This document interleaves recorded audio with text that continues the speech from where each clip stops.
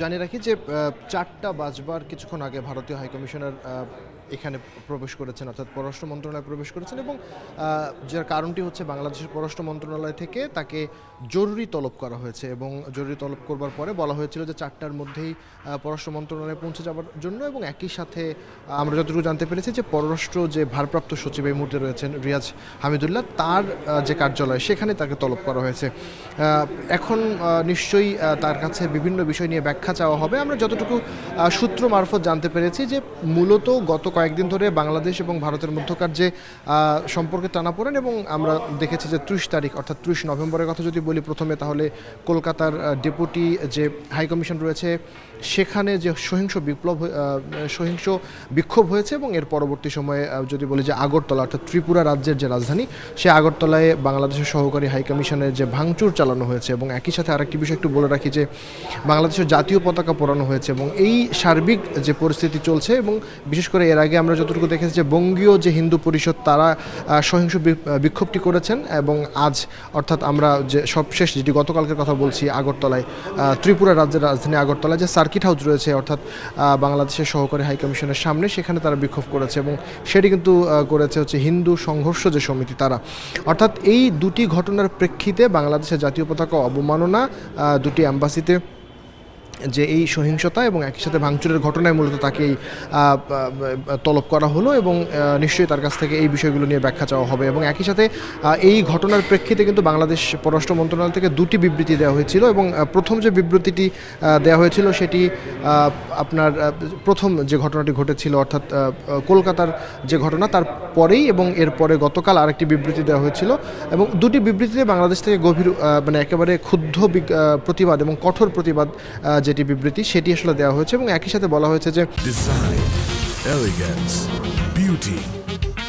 সেরা পণ্য সবার জন্য জেভিকো। এই অ্যাম্বাসিগুলোতে যে বাংলাদেশি কর্মী কাজ করেন, দায়িত্বপ্রাপ্ত রয়েছেন, তারা কিন্তু নিরাপত্তাহীনতায় একটা শঙ্কার মধ্যে রয়েছেন, এবং তাদের নিরাপত্তা নিশ্চিত করা কমিশন মানে যে অ্যাম্বাসিগুলো রয়েছে বা দূতাবাসগুলো রয়েছে তাদের কিন্তু নিরাপত্তা নিশ্চিত করার দায়িত্ব হচ্ছে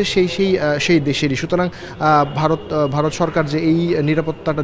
দেয়নি বা দিতে পারেনি, এবং একই সাথে পরবর্তীতে যেন এই ধরনের ঘটনা না ঘটে এবং খুব দ্রুত এই ঘটনার তদন্ত সাপেক্ষে এই যে নিরাপত্তার ইস্যুগুলো সামনে আসুক এবং বিচারের কথা বলা হয়েছে। এবং আরেকটি বিষয় বলা হয়েছে বাংলাদেশের পররাষ্ট্র মন্ত্রণালয় থেকে বিবৃতিতে, গতকালের যে বিবৃতিটি দেওয়া হয়েছিল সেটি হলো যে পুলিশ এবং আইন শৃঙ্খলা বাহিনী ভারতের তাদের সামনেই কিন্তু এই ধরনের ঘটনা ঘটেছে, এবং পরবর্তীতে তারা যখন এটি নিয়ন্ত্রণ করতে পেরেছে ততক্ষণে কিন্তু যা হবার অর্থাৎ যে পরিমাণ ভাঙচুর এবং জাতীয় পতাকা পুড়িয়ে যে অবমাননা করা হয়েছে সেই বিষয়গুলো কিন্তু এর আগেই ঘটে গেছে। সুতরাং এই সার্বিক যে বিষয়গুলো রয়েছে সেই বিষয়গুলো নিয়েই মূলত আমরা যতটুকু জানতে পেরেছি যে ভারতের রাষ্ট্রদূতকে হাইকমিশনারকে প্রণয় কুমার ভার্মাকে এখানে তলব করা হয়েছে, এবং এরপরে তিনি এখানে এসেছেন, এবং এর পরবর্তীতে তিনি যখন বিভিন্ন বিষয় তার কাছ থেকে ব্যাখ্যা চাওয়া হবে তিনি হয়তো সেগুলোর উত্তরও দিবেন। এবং পরবর্তীতে আমাদের সাথে যারা মানে এখানে দক্ষিণ এশিয়ার যে মহাপরিচালক রয়েছেন এবং একই সাথে অতিরিক্ত পররাষ্ট্র সচিব অর্থাৎ বর্তমানে যিনি ভারপ্রাপ্ত পররাষ্ট্র সচিবের দায়িত্ব পালন করছেন তিনি হয়তো আমাদের সাথে কথা বলবেন, এবং পরবর্তীতে সেখানে আসলে কোন কোন বিষয়গুলো উঠে আসলো, কী ধরনের বিষয়গুলো নিয়ে কথা বলা হলো এবং কি ব্যাখ্যা চাওয়া হলো এই ঘটনাগুলোর প্রেক্ষিতে, এবং ভারত থেকে আসলে কী ধরনের উত্তর দেওয়া হলো সেই বিষয়গুলো নিয়ে নিশ্চয়ই আসলে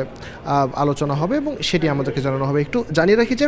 এর আগে বাংলাদেশের 5 তারিখের পরে অর্থাৎ রাজনৈতিক পট পরিবর্তনের পরেই কিন্তু আমরা বিভিন্ন সময় দেখেছি যে বাংলাদেশের অভ্যন্তরীণ ইস্যুতে ভারতের সরকার, ভারতের পররাষ্ট্র মন্ত্রণালয় এবং একই সাথে ভারতের গণমাধ্যম এবং গণমাধ্যমের বাইরে ভারতের জনগণ আমরা যদি বলি তাহলে বিভিন্ন রকমভাবে বিবৃতি, এক ধরনের একটা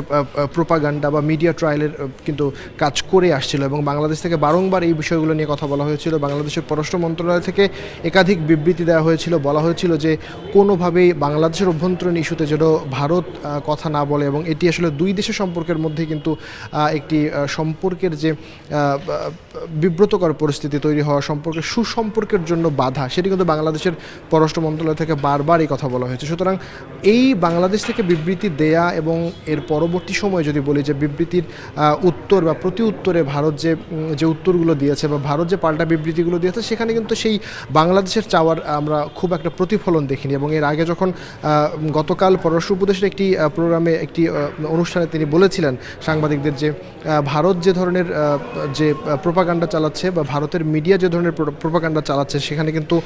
নিশ্চয়ই সেটি উদ্দেশ্যমূলক প্রোপাগান্ডা। তো সুতরাং এটি একেবারে স্পষ্ট বাংলাদেশের তরফ থেকে, এবং বাংলাদেশ বারবারই এটি বলবার চেষ্টা করেছে যে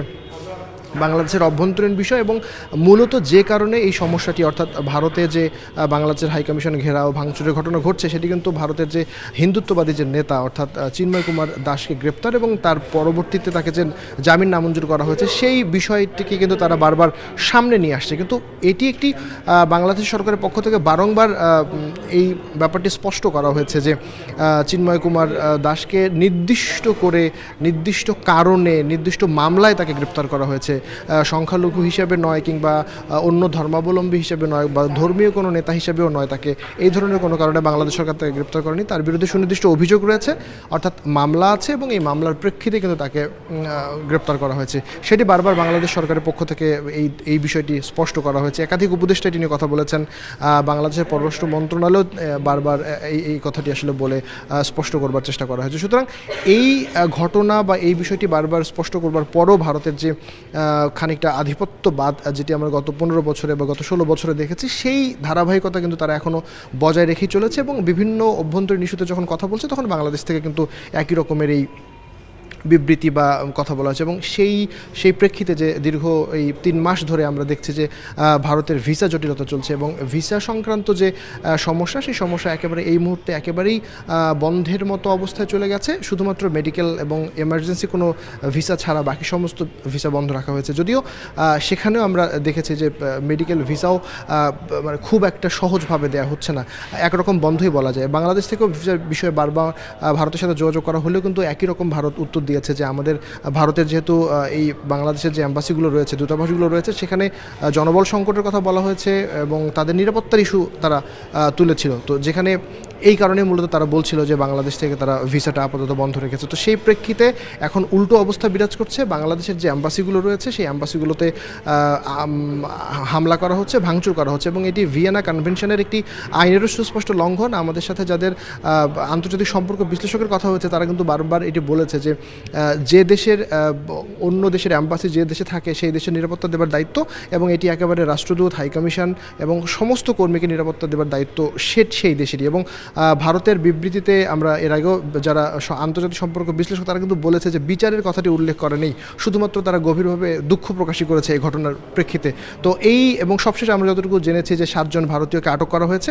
এবং 3 জন পুলিশ অফিসারকে অর্থাৎ ত্রিপুরার পুলিশ অফিসারকে বরখাস্ত করা হয়েছে। এটি আপাতত উদ্যোগ আমরা ভারতের কাছ থেকে দেখেছি এবং সেই প্রেক্ষিতে পুরো ঘটনার প্রেক্ষিতে আমরা দেখেছি যে আজ 4টার সময় ভারতের হাইকমিশনারকে এখানে ডাকা হয়েছে, অর্থাৎ জরুরি তলব করা হয়েছে। তো কিছুক্ষণ পরে সেই বৈঠকটি বা আনুষ্ঠানিকতাগুলো শেষ হবে এবং যখন আমাদেরকে বলা হবে তখন আমরা আরও বিস্তারিত আপনাদের জানাতে পারবো। তো এই ছিল আমার কাছে আপাতত পররাষ্ট্র মন্ত্রণালয় থেকে সবশেষ খবর।